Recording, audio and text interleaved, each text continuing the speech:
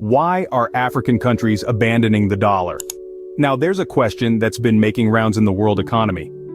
It's a trend we've been noticing, a steady shift as African nations increasingly turn their backs on the American dollar.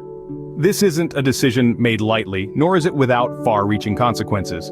But what are the reasons behind this move, and what impacts does it have on the global economic stage? Let's dive into the reasons and impacts of this significant shift. To understand why African countries are abandoning the dollar, we must first understand the relationship between the African economy and the dollar. This relationship has deep roots, going back to the post-colonial era as many African countries gained independence. Historically, African countries have had a significant dependence on the dollar. This reliance is tied to various factors, including trade and debt. Let's delve into these aspects a bit more. On the trade front, African countries have long been part of a global trading system in which the dollar is the primary currency. This means that for African nations to participate in international trade, they have to convert their local currencies to dollars. From buying machinery from Europe to selling cocoa to America, the dollar is the common denominator, making it essential to African trade. Then there's the issue of debt. Many African countries, in their efforts to develop and grow their economies, have borrowed heavily from international lenders. These loans are typically denominated in dollars, hence African nations need to earn dollars through exports or foreign investments to repay these debts. However, this dependence on the dollar has had its implications. For one, it has left African economies vulnerable to fluctuations in the dollar's value. When the dollar strengthens, it becomes more expensive for African nations to repay their dollar-denominated debts. This can put significant strain on these economies. Furthermore, reliance on the dollar can also limit a country's control over its monetary policy. This is because changes in the U.S. Federal Reserve's policy directly impact the value of the dollar, and consequently, the African economies tied to it. It's a complex relationship, with the dollar playing a significant role in African economies. But the winds of change are blowing. African countries are now exploring alternatives to the dollar, seeking greater economic independence and stability. And as we'll see in the next scenes, this shift is already happening in countries like Zimbabwe and Sudan. Let's take Zimbabwe, for example. In 2009, Zimbabwe abandoned its currency and adopted the dollar to stabilize its economy. At the time, Zimbabwe was grappling with hyperinflation, and the economy was on the brink of collapse. The adoption of the dollar, a move known as dollarization, initially brought some much-needed stability.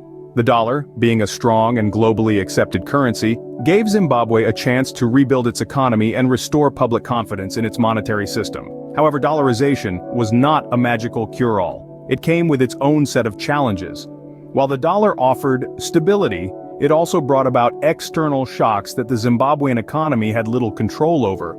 For instance, the fluctuations in the dollar's value on the global stage directly impacted Zimbabwe's economy, causing unpredictable rises and falls in prices and the cost of living. Another significant challenge was the lack of control over monetary policy. With the dollar as its primary currency, Zimbabwe could not implement independent monetary policies tailored to its own economic needs. The country was essentially at the mercy of the U.S. Federal Reserve's decisions, which were, of course, made with the American economy in mind, not Zimbabwe's. Then came the shortage of dollars. As the demand for the dollar grew within the country, there simply were not enough physical banknotes to go around. This led to a severe liquidity crisis, which in turn led to long queues at banks and a thriving black market for the dollar.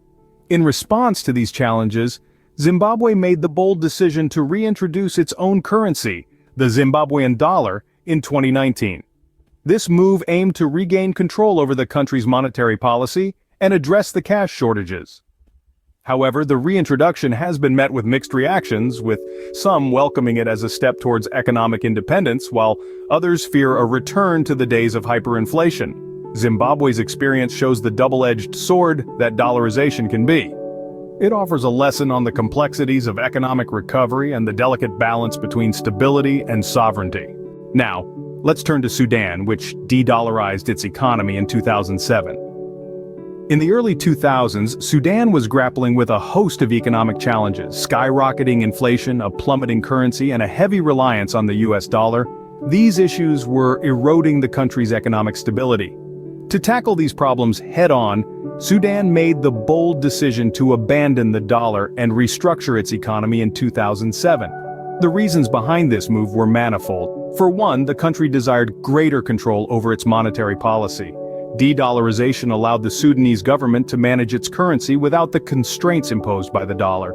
Additionally, Sudan hoped to cultivate economic self-reliance, reducing external shocks and promoting domestic industries. The impact of this decision was significant and multifaceted. On one hand, de-dollarization opened up opportunities for economic growth and diversification. It fostered a more resilient and balanced economy, paving the way for long-term sustainability. On the other hand, the transition was far from smooth. The Sudanese pound initially faced severe depreciation, causing prices to soar and living standards to decline. Over time, however, the economy began to stabilize. The government implemented stringent fiscal policies to curb inflation and stimulate growth. Domestic industries flourished, reducing the country's dependence on imports. Gradually, the Sudanese pound gained strength, restoring some measure of stability to the economy. Yet the journey is not over for Sudan. The country continues to grapple with economic challenges, and the road to full recovery is long. But the experience has underscored the potential benefits of de-dollarization. The ability to exercise greater control over domestic economic affairs, the opportunity to foster homegrown industries, and the promise of long-term resilience. At the same time, Sudan's experience serves as a reminder of the risks involved. The process can be tumultuous, with short-term pains often preceding long-term gains. It requires careful planning, robust policy measures, and above all, patience. Sudan's experience highlights the potential benefits and risks of de-dollarization. So, what does the future hold for African economies? As we look toward the horizon, the potential benefits and challenges of abandoning the dollar become more evident. On one hand, this move could offer African nations a chance to strengthen their local currencies. This could bolster economic stability and potentially increase the value of their money on the global stage. It's a promising prospect, but it's not without its hurdles. The road to economic independence is often paved with challenges. To abandon the dollar, African countries would need to navigate economic shocks, inflation, and potential backlash from international markets. However, these challenges should not deter African countries from striving for economic self-determination. Instead, they should serve as a reminder of the importance of robust planning and careful execution in this significant shift. Economic diversification is another critical aspect of this journey. Currently, many African economies are heavily reliant on a single commodity or sector. This dependence makes them vulnerable to fluctuations in global commodity prices. By diversifying their economies, African countries can reduce this vulnerability and create a more balanced and resilient economic structure. Diversification can be achieved in various ways. Investing in new industries, promoting entrepreneurship, and encouraging innovation can all contribute to a more diverse and robust economy. Additionally, strengthening local currencies can also play a role in this process. With stronger currencies, African countries can attract foreign investments, boost local businesses, and foster economic growth. Abandoning the dollar also calls for the strengthening of regional economic communities. These communities can serve as a buffer against international economic shocks and provide a platform for collaboration and shared growth.